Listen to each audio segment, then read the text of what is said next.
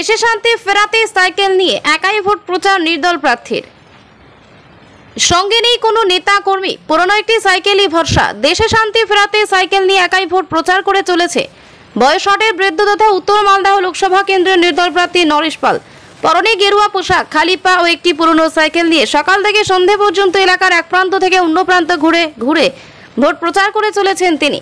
দেশে শান্তি ফেরাতে উত্তর মালদহের মানুষ তাকে ভোট দিয়ে জয়যুক্ত করবে বলে আশাবাদী। এমনকি সাইকেল নিয়েই তিনি একদিন পার্লামেন্ট ভবনে পৌঁছাবেন বলে তার দৃঢ় বিশ্বাস। নরেশের বাড়ি মালদহের মঙ্গলবাড়ি বাচামারি এলাকায়। শনিবার চাঁচল হরিশ্চন্দ্রপুর এলাকায় তাকে ভোট প্রচার করতে দেখা যায়। নরেশ বলেন, দেশের মধ্যে দিনের পর দিন হিংসা, মারামারি, খুনোখুনি ও নারী নির্যাতনের মতো ঘটনা বেড়েই চলছে। তা দেখে আমি বাড়িতে চুপ করে বসে থাকতে পারিনি। জনগণই পারে হিংসা বন্ধ করতে, তাই আমি জনগণের কাছে পৌঁছানোর জন্য নির্বাচনী লড়াইয়ের ময়দানে নেমেছি।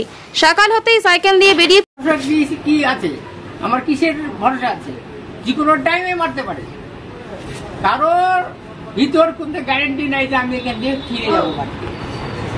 ভোট পেয়ে জিতলে আপনি কি কি করতে চাইছেন? কি একটাই কাজ হবে, দেশের শান্তি বজায় রাখতে হবে, শান্তিতে সবাই বাস করতে হবে, শান্তি নিয়ে সবাই চলাফেরা করতে হবে।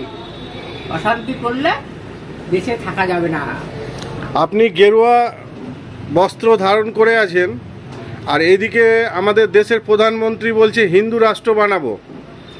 হিন্দু রাষ্ট্র কাকে বলছে? যেটা শান্তি না থাকলে হিন্দু অন্য মুসলমান রাষ্ট্র সেটা তো নয়। শান্তির নাম হলো হিন্দু আর শান্তির নাম হলো মুসলমান।